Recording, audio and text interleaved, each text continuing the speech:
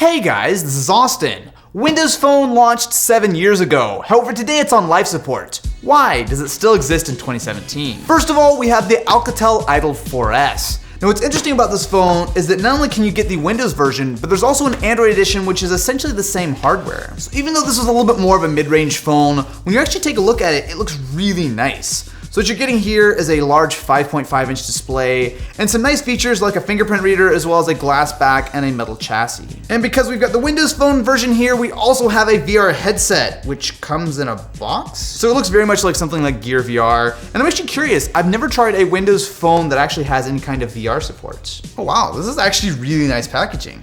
What you're getting here, especially for $200 is pretty solid, as this should be the full Continuum experience. What? I will say the hardware of this guy definitely is not on par with the Idol. It's very much plasticky and the bezels are pretty giant. But again, $230 including all of this stuff. One of the most promising features of Windows 10 Mobile is Continuum. So paired with this dock, which gives you not only a USB 3 and HDMI, but as well as a couple of USB 2 ports, is that you can take your phone, dock it, and once you have a mouse, keyboard, and monitor, essentially this single device can do double duty as your phone as well as your desktop. At least in theory. The last phone I took a look at that ran Continuum was the HP Elite X3.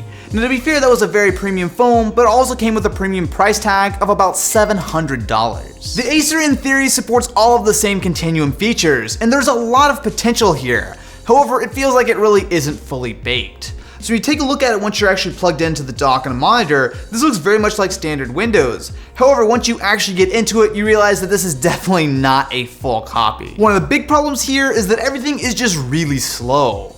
Now say we're in Edge, and yes, we can kind of scroll, but it's very jerky, it's not particularly smooth, and that's annoying. I mean, sure, this is phone hardware, so you shouldn't expect it to be as fast as a laptop, but this is a lot slower. On top of that, there's just not that much that you can actually do.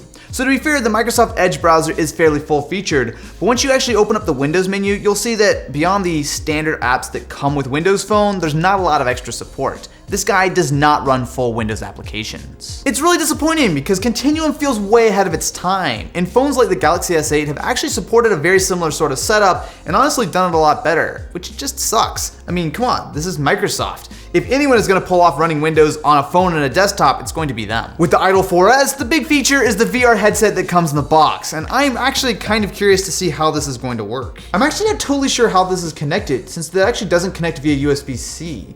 But I do have some buttons here. I will say it is a 1080p screen, which makes it a little bit sketchy looking, but let's just see. So I'm in a 360 video right now, and I mean, the tracking looks okay. I mean, it's VR, it works, I guess.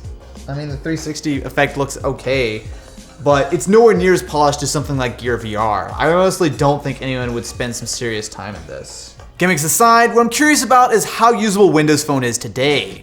Some of the big downsides to basically all Windows phones besides this and a couple of the more recent ones such as the HP is that they are no longer supported. So Windows Phone 7, Windows Phone 8.1, none of these are going to be getting any updates. And if the rumors are true, Windows 10 is actually not going to be that much farther behind. To be fair, there are some apps that are still supported on Windows Phone, mostly because a lot of the apps that are meant for the Windows 10 store will run here. When you look through the top category, the apps are pretty slim. Once you get past a few of the main ones, there's not a lot that's actually still going to run on this phone. It is very clear that the software is what's holding back these phones, as the hardware actually isn't too bad. So with the Acer, not only are you getting a 1080p AMOLED display, which looks pretty nice, but it also has a Snapdragon 808. Maybe not the newest thing in the world, but totally decent.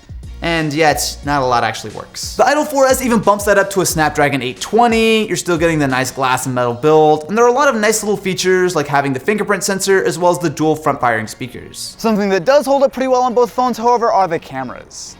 Ah, that's actually not bad. So the Idol 4S actually does a lot with HDR to pull everything in here. And now with the Acer, man, the camera apps are not bad on these phones, but it is really, really slow to take an HDR photo. These look pretty similar, but I actually have to give it to the Acer here, especially when you look really up and close. There's a little bit less compression. You can see a lot more detail on the tiles. To me, it's pretty obvious that Windows Phone is on its way out. Now yes, you can get pretty good deals on phones that are still technically supported, but don't expect much of a future here. Unless you are a hardcore Windows fanboy, it is really difficult to recommend picking up one of these in 2017. But what do you guys think? Let me know in the comments below, and I will catch you on the next one.